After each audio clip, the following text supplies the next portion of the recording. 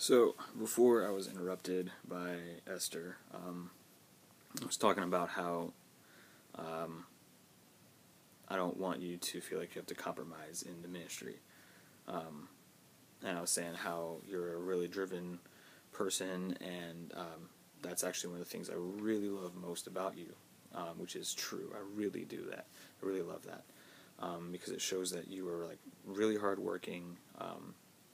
You're passionate. You're motivated. And those are traits that I really, really respect and love. So I don't want you to compromise in that way. So I think that ministry can be done in any context, though. So I'm not saying that it doesn't, like, it has to not be with BTC, or it might be with something else. But it can be kind of flexible in that way, and I kind of thought that you were kind of trying to get out of BTC, and so that's why, like, this whole thing has kind of been building, because I thought you're trying to move that way, and now that I know you're not, we can talk about that. We can work through that. That's not something that I'm not willing to let something like that be like a deciding factor. I'm just not. And I don't want you to feel like you have to give it up, because it's something I know you love, and I don't want you to feel like you need to give up the things you love to be with me. But you also said one other thing, and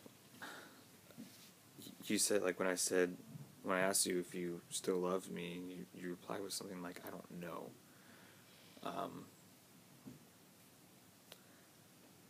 Makes me feel very let down.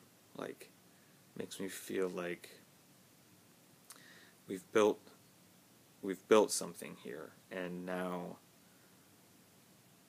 it's just, oh, well, I don't know about it.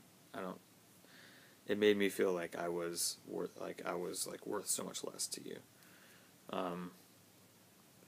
Like everything that we've done together was just kind of like gonna get tossed out the window. And it's like I look at this girl here every day on my phone, and those eyes don't say, hey, I don't love you. In fact, in everything that you sent, like, all my pictures of you are just like oozing with this warmth, and like this thing that makes me have this desire to come to you and to finally be with you. And so when you said something like, I don't know if I love you, just made me so sad. And I don't know if that's actually what you feel, or if that was kind of said in the moment when you were feeling a certain way, or feeling attacked, or feeling like you didn't really want to talk, or whatever. And I know that I can be pushy, and I can make you talk sometimes, and I'm sorry for doing that. That's something that I need to work on. But you need to evaluate that, and know that hurt me extremely bad.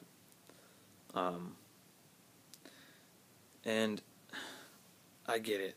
I have not been that good at understanding your culture, even though you have tried time and time again to explain it to me. And I am sorry for that. I don't know what it has been, but for some reason it just hasn't been computing. And it's been making you feel stressed and annoyed that I'm not getting what you're telling me, and I'm sorry that I've made you feel that way. I really am. But I'm coming to understand it more. I'm sorry that I haven't been patient with you, and things like when we've planned on talking and it's had to get pushed back again because of something else happening, where maybe your dad was having another conversation, or someone else was doing something in the living room, or whatever. I'm really coming to understand how it is so culturally unacceptable for you to ask somebody like your dad those kinds of questions. Even though to my American mind it still feels weird to me, I'm really starting to understand. I had this conversation with my pastor, and he was giving me examples from other cultures that he's been to, of things that happened there to him that he thought was just wacky and like way outside what he would normally be comfortable with. But that's it. You just have to love people through that and try to understand, which I'm doing with you, and I hope that I can get a chance to show you that. And I'm sorry for how you don't feel safe and comfortable with me anymore. That is the biggest thing. I do not feel good that I've allowed you to come to a place where you do not feel like you can come to me, or that you can be vulnerable with me, be open with me. I've done that, and that's completely resting on me, and I am sorry. I am truly, truly sorry. And part of that is that when you told me the other day about your PhD studies and everything, I was not supportive of you at all. But please recognize, understand that I am. And I know in the time you didn't believe me when I told you that. I hope you believe me now.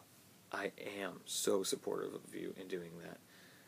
I think it's amazing that you're almost 23 years old and you're already going for a PhD. That blows my mind. I am with the smartest girl on planet Earth. And I'm just me. I'm just a guy. And somehow you've decided to be with me, and that is amazing. So I am so sorry for making you feel that way. And I know that you said that you don't want to move to America and that you want to do your PhD work there. And I gotta be honest, you not moving to America is not something that I'm willing to let this relationship be jeopardized over. I really want to make it work. And like I said before, if we're supposed to live in India, I pray that God will make me okay with living in India. That's just how that's going to be. I will say that I think it would be a little wiser for us to live here, but that's just me saying that right now. Who knows? God might do something crazy in future years. So don't let that be a hang-up. Don't let that be a determining thing, because I'm not willing to let it be. So anyway, that's kind of it. I just wanted to make this for you so that maybe before we talk, you can watch these, what are now 2 videos. Thank you, Esther. And kind of hear where I'm coming from, and you can hear that I'm not trying to be harsh or rude or mean to you. I'm just trying to work through things. I want you to do that with me. So, Dawn, I love you, and I hope that we can move forward with this stuff.